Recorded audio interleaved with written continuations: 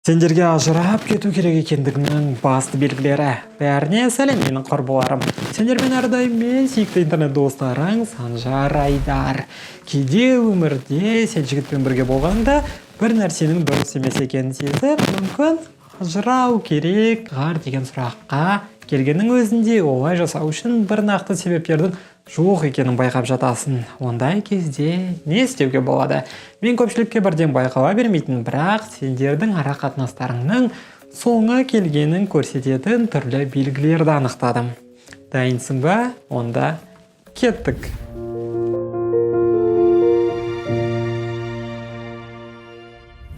Бірінші, ол сені өзінде күмәндануды мәжбүрлейді. Кей кезде жігіт саған әрдайым критика айтып жатқанын байқайсың ба? Оған жалпы еш нәрсе де жақпай жатады. Бұл сенің киіну стилің, сенің боянған түрің, тіпті кафеде шаңышқы мен пышақты ұстауыңа дейін. Және бұл критика сені түзеу үшін емес, қайта керісінше саған тиісу үшін белгілі сылтауларды іздеу болып табылады.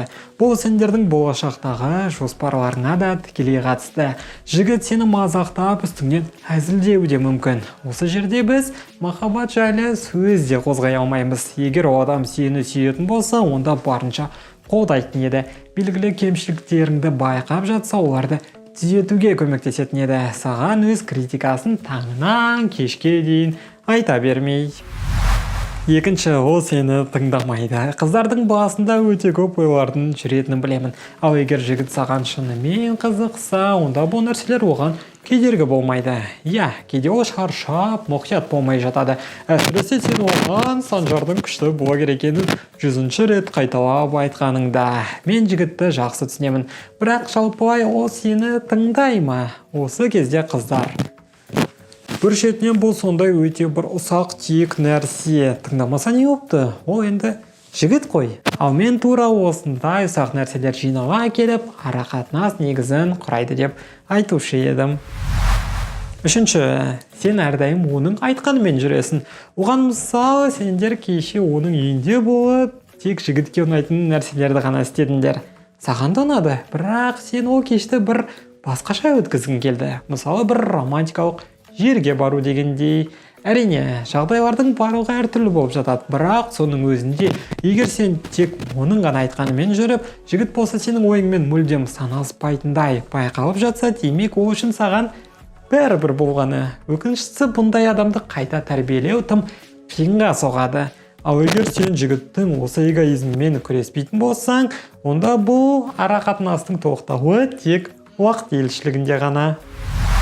Төртінші, ол саған комплименттер айтпайды. Осы жерде көп қыздар өздерін ақтау үшін ол менде жай ғана бір қарапайым жігіт болып келеді.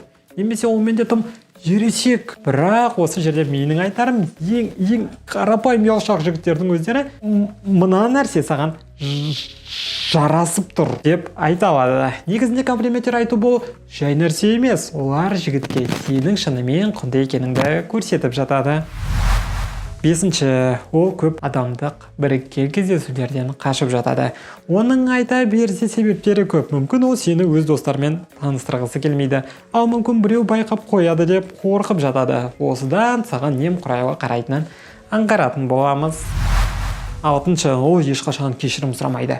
Елестетіп көрейік, сенің бүгін туған күнің болды делік. Жігіт болса оған 2 сағатқа кешікті, артынша кешірім де сұрамады. Бұл біз байқап отқанымыздай сауара қатынасқа жатпайды. Себебі ол бізге ыңғайсыздық жасап, артынша не дейміз?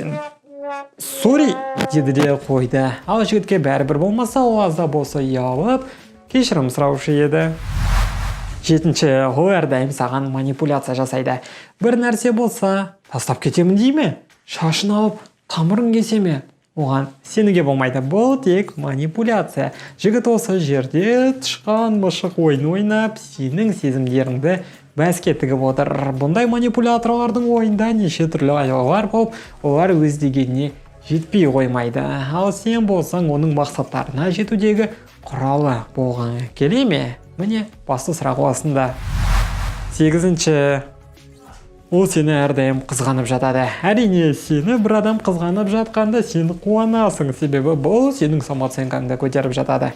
Бірақ әр нәрсенің өз шегі болады. Кейде жігіттің тым қатты қызғанышы бір қысып ұстап тұрғандай болып жатады. Бірақ негізі әр адамға жеке өз кеңістігі мен өзіне арнайтын уақыты болуы қажет. Қызғаншақ болса, сенің барлық адамдарыңнан кейін отчет сұрайтын болады. Егер оны сенің бір беретін жауабың болсын қанағаттандырмай қалса, ол міндетті түрде ашуға бой алдыратын болады. Сол үшін егер сен үйде отырып борыштар дайындап, тек оның айтқанымен ғана жүруге дайын болмасаң, онда ажыраудан қашып кете алмаймыз.